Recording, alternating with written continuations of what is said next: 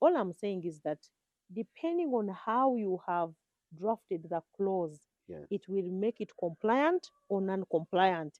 If in that clause it feels like you've not actually provided for your children, somebody can contest. Yeah. Somebody can contest. Yeah. But if you're saying that I have minors, even if I'm to give them the house, even if I'm to will them the business, they are not able to care for it.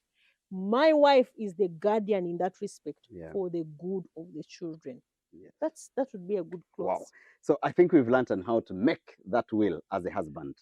You love your wife and you'd want your wife really to assume full powers. What I've understood from this is I can appoint her as a full guardian, and I would even stretch it on certain years until when for example, she's 50 years, you can say, oh, the guardian of my children until 75, maybe 80.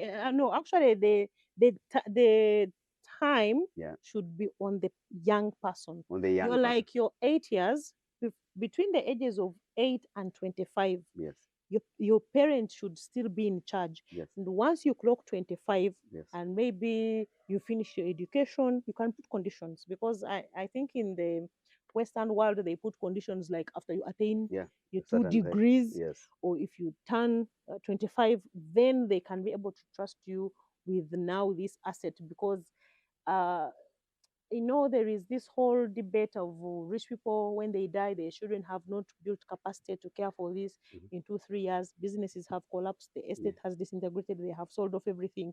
So part of the reason why sometimes they say at the age of 25 or age of 23, or after you finish your studies, is to also allow this child to grow, to be in a position of assuming responsibility for this asset or whatever it is they're receiving in the will, to take care of it. But in the meantime, your father or your mother or your sister or your uncle is the guardian, and their responsibilities are to use that property for your benefit, not for any other thing, for either selfish gain or something. wow. Thank you so much, guys. It's a pleasure having Fiona here, a senior lawyer, person who is very passionate. Some of these topics depends on how passionate this person is. You are able to get information from us. Fiona is available. You can look for her, and she can be able to guide you through this process. Before you think about making a will, think twice. There are wishes that are really important, but are they aligned to the law? You may say, I wish to be buried at City House or at City Square. And then this will Or not be on. cremated. Or no, cremation. Of course, I love cremation, by the way. And Mm. myself, I'm a person of cremation, and I've always told people I need to put it in writing. But Yeah, I Papa like will to do be that too. cremated. This is my will. You're here, you're a lawyer.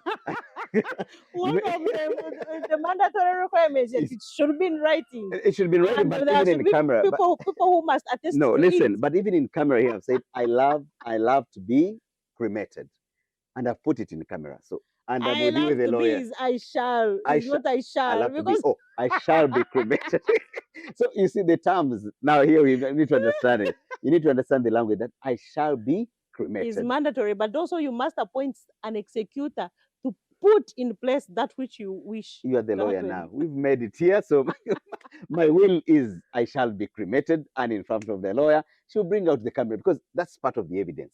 At the end of the day, I've not been coerced, or I've not been personally. So thank you so much, guys. Let's get information. Let's improve ourselves.